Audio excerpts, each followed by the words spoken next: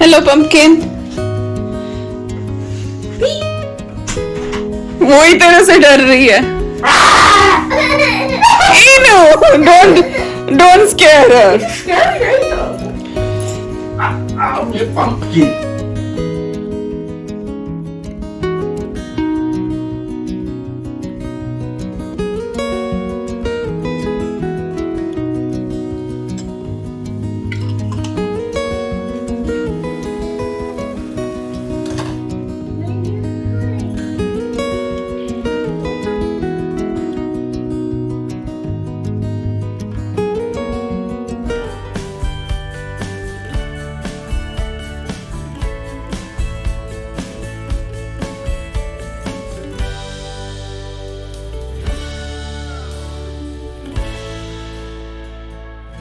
Hi everyone, Namaskar, Salam, Sat Sri Akal. Welcome back to Deep All in One channel.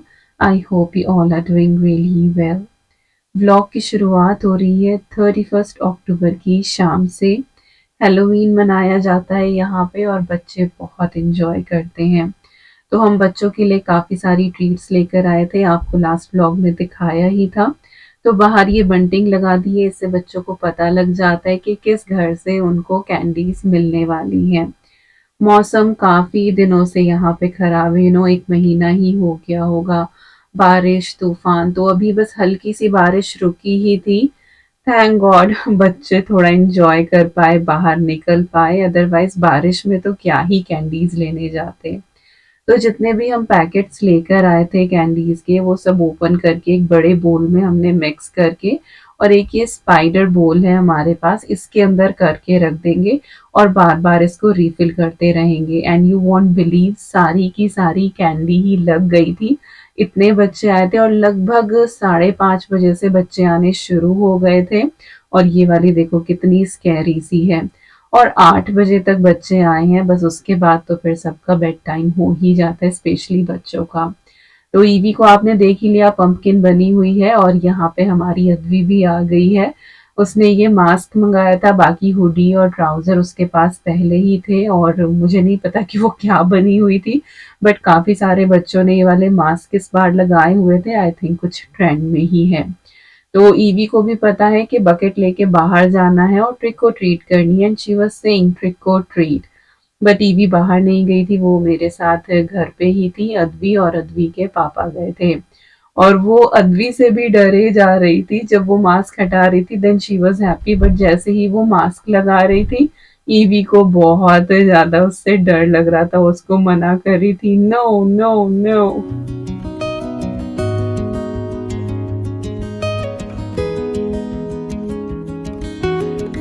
और यहाँ पे देखिए एक बच्चा आया, उसने बिल्कुल अद्वी के जैसा ही मास्क लगाया हुआ था।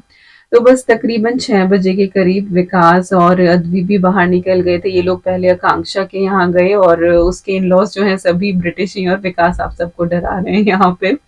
तो वो ब्रिटिश ही हैं, उनके यहाँ अच्छे से सेलिब्रेट होता है, तो ये लोग वहाँ पे चले गए और फिर उन्हीं के साथ पूरे ग्रुप में ये जाएँगे कैंडीज़ वगैरह लेने के लिए। और ये देखिए ये आकांक्षा की फैमिली से ही है, लाइक उसके इन-लॉज़ के यहाँ से ही हैं। सभी बच्चे यहाँ पे ड्रेस अप हो रहे थे और आई थिंक ये ग्रिंच बने हुए हैं यहाँ पे। तो विकास बस उन बच्चों के साथ थे, आई थिंक आकांक्षा भी थी और छोटी-मोटी क्लिप्स इन लोगों ने उस दिन वहाँ पे रिकॉर्ड करी हैं। मौसम थोड़ा खराब सही था, हल्की-हल्की बूंदाबांदी शुरू हो ही गई थी, तो बहुत कुछ रिकॉर्ड हो नहीं पाया।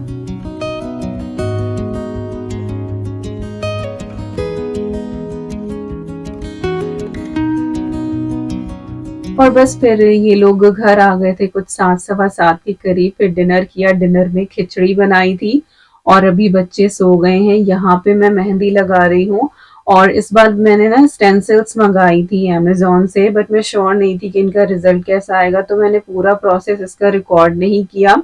लेकिन ये बहुत अच्छी लगी है, तो नेक्स्ट टाइम जब मैं लगाऊँगी तब आपको डिटेल में बताऊँगी। अब जैसे कि आपको पता है ना कि मेरे हाथ में प्रॉब्लम हो रही है, मुझसे कोन भी नहीं दबाया जा रहा था।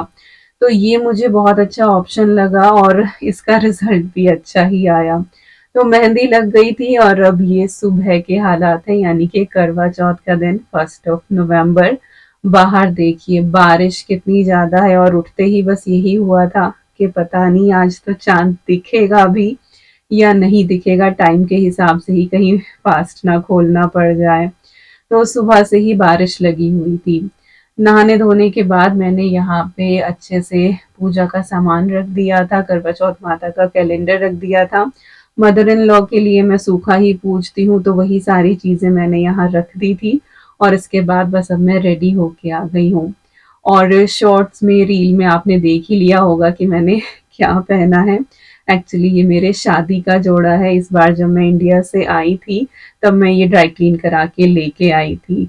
तो दुपट्टा था आई थिंक मेरे पास, बट इस बार मैं इसको ड्राई क्लीन करा के लेके आई हूँ। और यू वॉन्ट बिलीव कि मुझे ये था कि पता नहीं आएगा नहीं आएगा। हाँ, पहले थोड़ा ढीला आता था, अब जो है बिल्कुल परफेक्टली फिट आया है। बट आई थिंक 15 साल में इतना फर्क तो होता ही है। तो रेडी हो गई थी और सिंदूर लगा दिया है विकास ने। यहाँ पे अब मैं आपको अपनी मेहंदी दिखा रही हूँ। तो बहुत अच्छा डिजाइन आया है इसका, बिल्कुल क्लियर, और रंग भी मेहंदी का बहुत अच्छा आया। कोन मेरे पास पहले से ही थे, इंडिया से मैं लेकर आई थी और वो अभी तक चल रहे हैं और अच्छा उनका रंग आ रहा है। साथ में मैंने चूड़ा पहना है अपना, और यहाँ पे मैंने अपनी ये गोल्ड ज्वेलरी पहनी है जो देखने में बहुत बहुत सुंदर लग रही थी, और ये पूरा सेट है टीके के साथ। तो overall I was so so happy. मैंने बैकअप प्लान रखा हुआ था, एक और मैंने लहंगा निकाला हुआ था कि इन केस मुझे ये फिट ना आया तो, बट ये बहुत अच्छे से फिट आया and I was so happy. और मैंने पायल भी यहाँ पे ये कुंदन वाली पहनी है इस बार, और नए बिछुए मैंने यहाँ पे पहन लिए थे जो टोरिंग्स होते हैं, तो सोचा कि चलो पायल भी आपको दिखा ही देती हूँ। और ये है मेरा कंप्लीट लुक।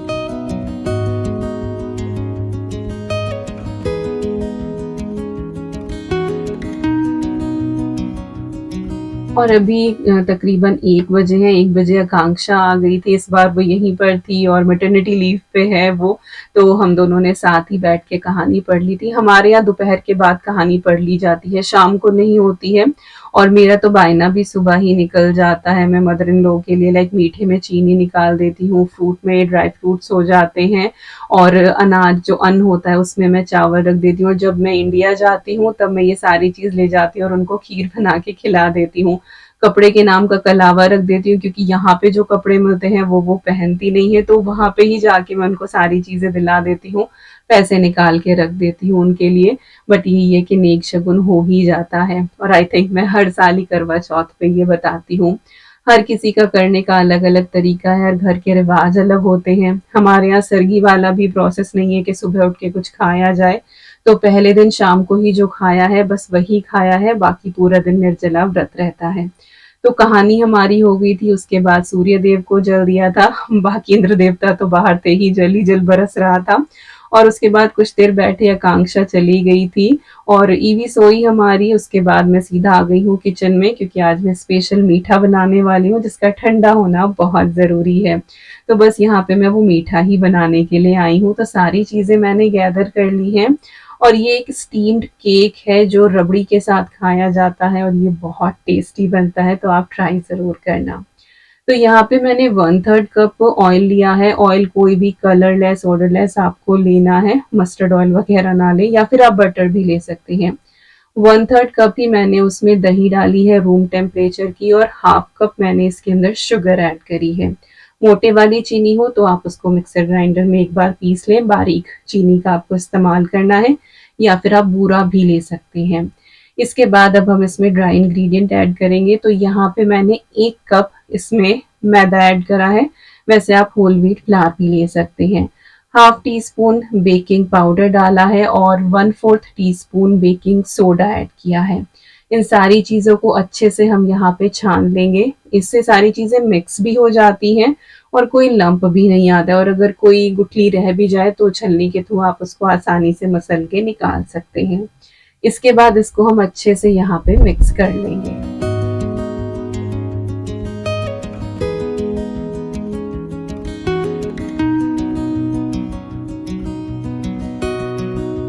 अब सारी चीज़ें अच्छे से मिक्स हो गई हैं। अब इसकी स्मूथ कंसिस्टेंसी लाने के लिए हम इसमें दूध ऐड करेंगे। दूध जो है वो रूम टेम्परेचर का होना चाहिए, दही भी रूम टेम्परेचर की होनी चाहिए। तो यहाँ पे मैंने पौना कप के करीब ये दूध लिया था, लेकिन इसमें से आधा कप ही लगा है, बाकी आप फाइनल कंसिस्टेंसी यहाँ पे देख लीजिए, दूध के जो है वो एग्जैक्ट मेजरमेंट नहीं है, बस ये है कि ये रिबन कंसिस्टेंसी का आपका बनना चाहिए। बिल्कुल थोड़ा सा यहाँ पे मैंने इलायची पाउडर ऐड करा है। वैसे तो आप कोई भी फ्लेवर डाल सकते हैं, बट क्योंकि ये बिल्कुल देसी मिठाई की तरह तैयार होता है तो इसीलिए मैंने इसके अंदर इलायची डाली है, और मैं रिकमेंड करूंगी कि आप इस रेसिपी को इसी तरीके से तैयार करें। तो ये देखिए सारी चीज़ें बहुत अच्छे से ये मिक्स हो गई हैं और हमारा बैटर हो गया है रेडी। अब यहाँ पे हम स्टीमिंग की तैयारी कर लेते हैं। तो मैंने ये पायरेक्स वाला बोल लिया है, और मुझे इससे बड़े साइज़ का एक्चुअली लेना चाहिए था, बट मुझे लगा कि हो जाएगा, बट केक कितना फूला आप देखेंगे ही आगे। तो इसको मैंने थोड़ा-सा ऑयल लगा के ग्रीस कर लिया है। आप कोई भी थाली ले सकते हैं, कोई भी बॉक्स ले सकते हैं, जो भी आपके पास हो, जिसमें भी आप केक बनाते हो। ये जो पायरेक्स वाला होता है ये ओवन प्रूफ होता है और ये हीटिंग को अच्छे से सह लेता है, तो इसीलिए मैं काँच में ही कर रही हूँ। तो जो बैटर था वो सारा का सारा मैंने इसके अंदर पोर कर दिया है। और ये एक वो रेसिपी है जिसको हर कोई बना सकता है, क्योंकि होता है ना कि ओवन नहीं है हमारे पास और एयर फ्रायर नहीं है, हम कैसे बनाएँगे? तो आप ये ज़रूर ट्राई कीजिएगा, आप इसको बना पाएँगे। और यहाँ पे मैं स्टीमर का भी कोई ऐसा इस्तेमाल नहीं कर रही हूँ, मैंने पैन में ही पानी भर के जाली रख के और उसके ऊपर केक का ये रख दिया है मोल्ड, तो आराम से ये स्टीम हो जाएगा। तो आप भी इस तरह से कर सकते हैं, और बस इसकी लिड लगा देनी है। पूरा आधा घंटा जो है वो इसको मीडियम टू हाई फ्लेम पे हमें स्टीम करना है। पानी ज़रूर बीच में चेक कर लें, कहीं ऐसा ना हो कि ख़त्म हो जाए। इन केस अगर ख़त्म हो रहा है तो थोड़ा-सा उसमें गर्म पानी नीचे ऐड कर दें, तो स्टीम लगातार बनती रहनी चाहिए। यहाँ पे अब हम रबड़ी तैयार कर लेते हैं। तो 1 लीटर के करीब मैंने यहाँ पे दूध लिया है।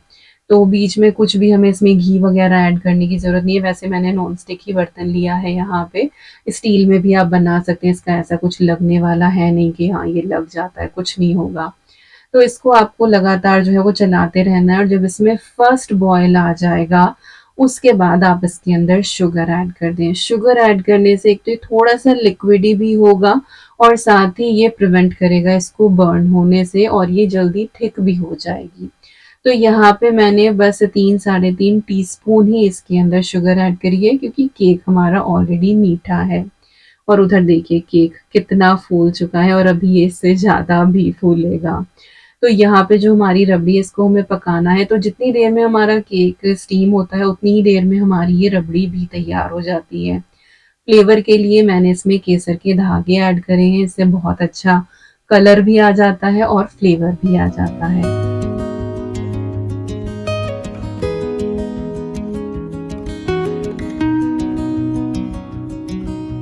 और इसको भी मीडियम टू हाई फ्लेम पे ही आपको पकाना है। बीच-बीच में आप चलाते रहें, ये लगेगी नहीं, लेकिन साइड में मलाई इकट्ठी हो जाती है तो उसको स्क्रैप करते रहें, तो आपकी बहुत अच्छी लच्छा रबड़ी तैयार हो जाती है। और ये देखिए केक कितना अच्छा फूला है, कितना जालीदार, ऊपर इसमें कितने क्रैक्स आ गए हैं।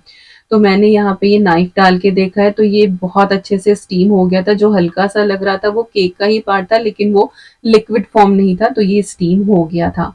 थोड़ी देर कवर करके ही छोड़ दिया था, और उसके बाद फिर मैंने इसको नॉर्मल टेम्परेचर पे आने दिया। तो अभी ये लूक वार्म है, यहाँ पे ना तो बहुत गर्म है और ना ही बहुत ज़्यादा ठंडा है। किनारे इसने अपने आप ही छोड़ दिए हैं और बीच से ये इस तरह से हो ही रहा है, बट स्टिल मैंने फोक से इसमें छेद बना दिए ताकि जो रबड़ी है वो बिल्कुल अंदर तक जाए। जब आप इन दोनों चीज़ों को एक साथ कंबाइन करें ना, जैसे कि रबड़ी डाली है, तो दोनों ही चीज़ें लूक वार्म होनी चाहिए, कोई भी चीज़ गरम नहीं होनी चाहिए, तभी इनका सेम टेम्परेचर होगा और ये बहुत अच्छे से इसको सोक करेगा। तो काफ़ी सारी रबड़ी मैंने ऊपर से डाल दी है, थोड़ी-सी मैंने बचा दी है जो फाइनल जब मैं इसको सर्व करूँगी तब उसके ऊपर पोर करके दूँगी। अब ये डिश जाएगी सीधी फ्रिज में और ये ठंडी होगी। इसके बाद हमने थोड़ा-सा रिलैक्स किया, घर पे भी बातें की मदर इन लॉ से, और मम्मी से तो मैंने सुबह ही कर ली थी, दीदी और मेरी नंद रह गई थी, उनसे फिर मैंने बाद में बात करी है क्योंकि वो लोग लेट तक जागते ही हैं। तो वहाँ बातें हुई, और बस अब यहाँ पे लगभग आई थिंक 4:30 या 5 का टाइम होगा, हम किचन में आ गए हैं और यहाँ पे हम खाने की तैयारी करेंगे। बायना मेरा जैसे कि आपको पता ही है कि सूखा सुबह पूज ही गया था, तो कुछ भी खाना पूजन में नहीं जाएगा, सिर्फ मीठा ही जाएगा। तो हम यहाँ पे प्याज वगैरह इस्तेमाल कर लेंगे और हर साल ऐसे ही बनाते हैं। तो जो पहली रेसिपी है वो है कढ़ाई पनीर की, और बहुत ईज़ी है। इसके लिए मैंने ऑयल में थोड़ा-सा जीरा ऐड करा है, हल्दी डाली है और उसके बाद मैंने इसमें पिसी हुई प्याज़ ऐड करी है। ये तैयारी मैंने पहले ही कर ली थी और मैंने इसको रिकॉर्ड नहीं किया था, जैसे कि प्योरे बनाना, चीज़ें पीसना, ये सब कुछ। यहाँ पे साहब भी मेरे साथ किचन में लगे ही हुए हैं, तो इन्होंने ज़ुकीनी को ग्रेट कर लिया था क्योंकि कोफ्ता करी भी बन रही है और उसको अच्छे से कपड़े में इन्होंने डाल के और इसका पानी निकाल दिया था। ये पानी हम ग्रेवी में यूज़ करेंगे, बाकी जो बिल्कुल ड्राई सी हमारी ज़ुकीनी बची है, इसके हम कोफ्ते बनाएँगे। तो ये 2 मीडियम साइज़ की ज़ुकीनी थी जिनको हमने ग्रेट किया था और इसमें अब हम बेसन ऐड कर रहे हैं। तो इसमें 3 पोर्शन्स लिए हैं क्वार्टर कप के और इसके बाद इसमें थोड़ा-सा बेसन जो हमने डाला था इसमें थोड़ा-सा हम धनिया पाउडर, हल्दी powder, red chilli powder add करेंगे और थोड़ा-सा इसमें सॉल्ट डाल देंगे टेस्ट के हिसाब से। पानी इसमें बिल्कुल भी नहीं जाएगा क्योंकि सॉल्ट हमने डाल दिया है और ज़ुकीनी उसके कॉन्टैक्ट में आके रिलीज़ करेगी और फिर बहुत ही ज़्यादा लिक्विडी सा अगर ये हो जाएगा तो फिर इसकी बॉल्स परफेक्ट नहीं बनेंगी। अब इसको हम यहाँ पे अच्छे से मिक्स कर लेंगे।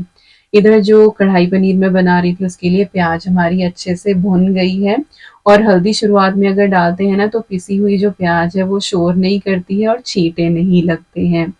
इसके बाद यहाँ पे क्यूब्स में कटी हुई मैंने शिमला मिर्च ऐड करी है, साथ ही मैंने इसमें प्याज़ ऐड करी है और शिमला मिर्च रेड और येलो थी मेरे पास। साथ ही सूखे मसाले डाल देंगे, धनिया पाउडर और कश्मीरी रेड चिली।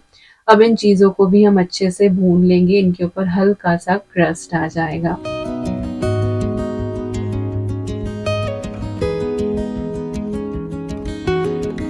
और यहाँ पे देखिए कोफ्तों के लिए हमारा जो मिक्स है वो बहुत अच्छे से रेडी हो गया है, बिल्कुल भी रनी नहीं है, ड्राई सा ही है।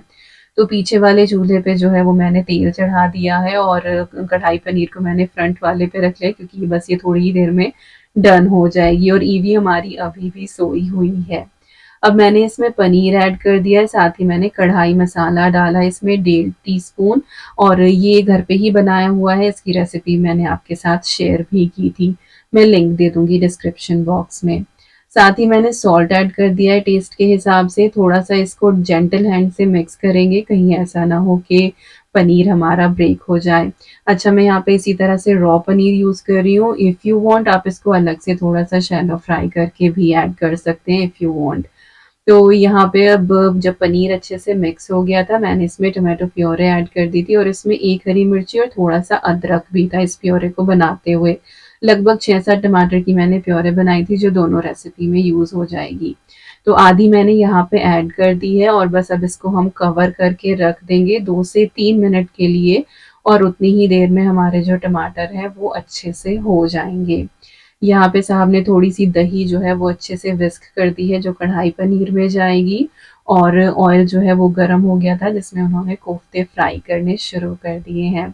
और साहब भी करवा चौथ का फास्ट रखते हैं और जितना भी काम होता है हम दोनों मिल-जुल के कर लेते हैं तो किसी को थकान नहीं होती है और अगर दूसरा बंदा आपके साथ किचन में खड़ा हो ना तो आपको काम करते हुए थकान नहीं होती क्योंकि बातें करते-करते ही काम खत्म हो जाता है।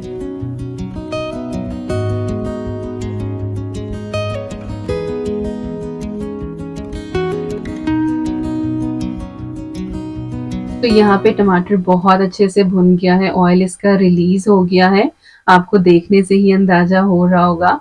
अब हम इसके अंदर दही ऐड कर देंगे। अच्छा, दही के अंदर मैंने थोड़ी-सी कसूरी मेथी मिक्स कर ली थी, तो इस तरह से भी अच्छा फ्लेवर आता है या फिर आप ऊपर से भी हाथों से क्रश करके ऐड कर सकते हैं।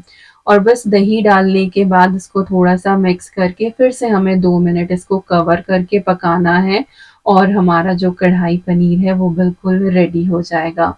इधर जो कोफ्ते हैं वो भी हल्के से गोल्डन ब्राउन यहाँ पे हो गए हैं और इनको पलट-पलट के मीडियम टू हाई फ्लेम पे हमें फ्राई करना है।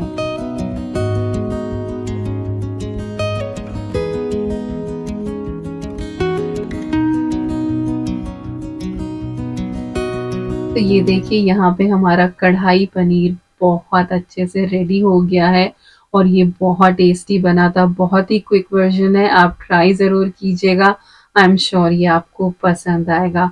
और हाँ, कढ़ाई मसाला घर का बना हुआ ही इस्तेमाल करना, तो ही ये बहुत परफेक्ट बनता है। तो चलिए, एक रेसिपी तो हमारी यहाँ पे डन हो गई, एक्चुअली 2 हो गई क्योंकि मीठा भी तैयार हो ही गया है। और साथ ही हमारे जो कोफ्ते हैं वो भी यहाँ पे फ्राई हो गए हैं। इनको पेपर टॉवल के ऊपर निकाल लिया है।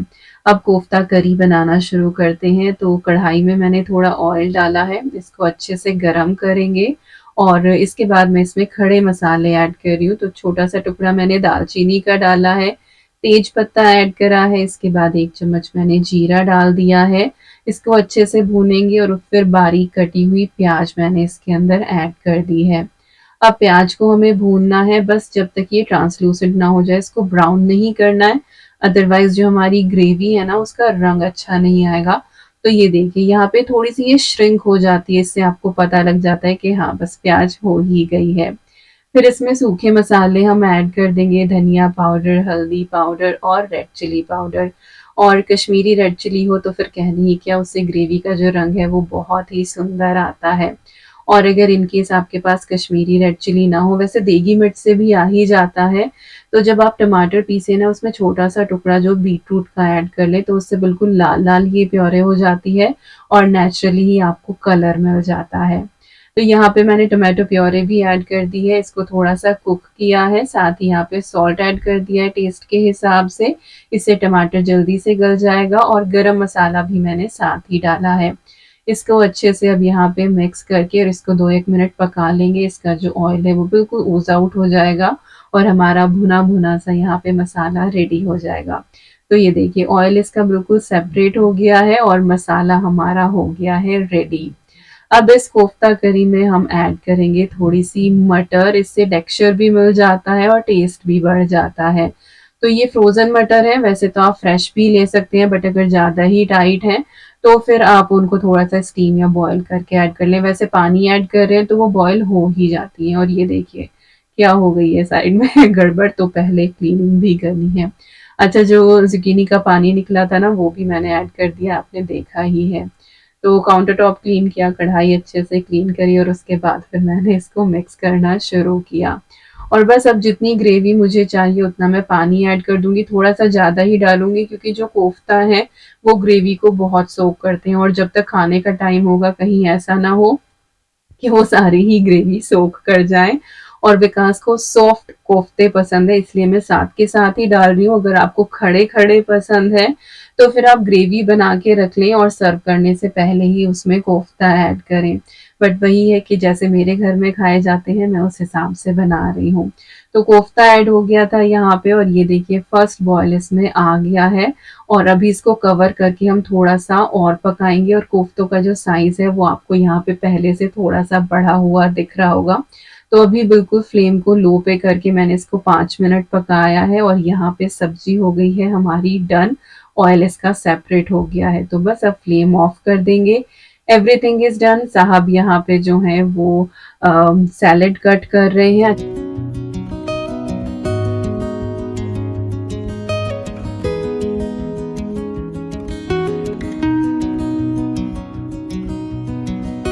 और यहाँ पे अद्वी जो है वो अपनी कैंडीज़ खा रही है क्योंकि कल उसको ढेर सारी कैंडीज़ मिली हैं।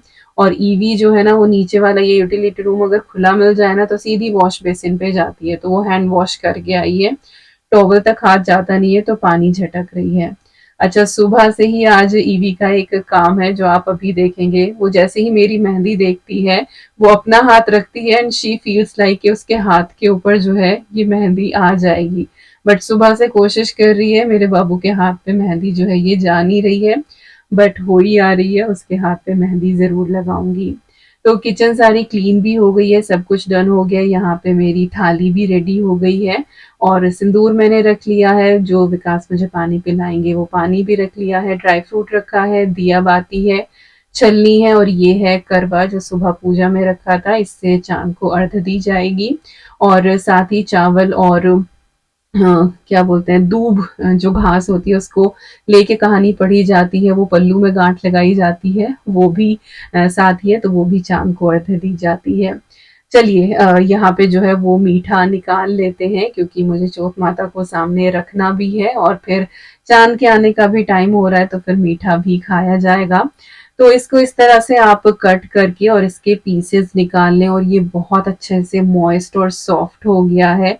रबड़ी केक आई थिंक आप इसको बोल सकते हैं, स्टीम्ड केक बोला जाता है हमारे यहाँ। और ऊपर से इसके ऊपर आप जो है ये रबड़ी डाल दें और इसका जो टेस्ट है ना कुछ कुछ आपको रसमलाई वाला देगा, क्योंकि रबड़ी तो ऑलमोस्ट वैसी ही है।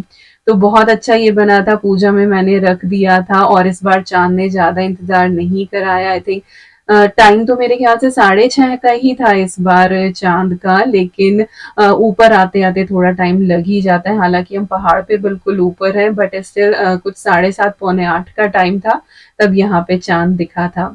जितने भी आर्टिफिशियल लाइट है उनका आर्च आपको दिखाई देगा, लेकिन जो बहुत दूर एक छोटी-सी डॉट दिखाई दे रही है ना, वो हमारे चाँद है। तो चाँद भी आपको यहाँ पे दिख ही रहा है। और बहुत ही हिम्मत करके मैंने ये क्लिप रिकॉर्ड करी है, अदरवाइज़ करवा चौथ के टाइम पे मैं ये वाली क्लिप रिकॉर्ड नहीं करती हूँ। आई डोंट फील कंफर्टेबल, बहुत ही फ़िल्मी टाइप सा लगता है और आई थिंक पर्सनल भी होता है। मैं हमेशा से ये कहती हूँ, बट इस बार I was like, last year भी मैंने छोटी-सी क्लिप डाली थी, बट इस बार मैंने पूरा ही प्रोसेस ये रिकॉर्ड किया है और आपके साथ शेयर भी कर रही हूँ। तो सबसे पहले तो आके मैंने दिया ही जलाया था, क्योंकि हवा इतनी तेज थी ना, लग रहा था कहीं बुझ ही ना जाए। तो दिया जलाया है, चाँद को देखा है और अपने भी चाँद को देखा है। इसके बाद चावल और दूब चढ़ा के चाँद को मैंने अर्घ्य दे दी है और इसके बाद फिर तिलक और सिंदूर होता है, आरती होती है और उसके बाद फिर पानी पिलाया जाता है। हमारे यहाँ इसी तरह से होता है। जो मेरी फ्रेंड है आकांक्षा, उनके यहाँ पे आई थिंक फेरे भी लिए जाते हैं, वो दिया बीच में रख के आई थिंक वो लोग फेरे लेते हैं। तो वही है कि सबका अलग-अलग ही है और जो पूजा भी होती है उसमें भी थाली रोटेट करते हैं, बट हमारे यहाँ ऐसा कुछ नहीं होता है। तो अगेन सबका अपना-अपना ही रहता है।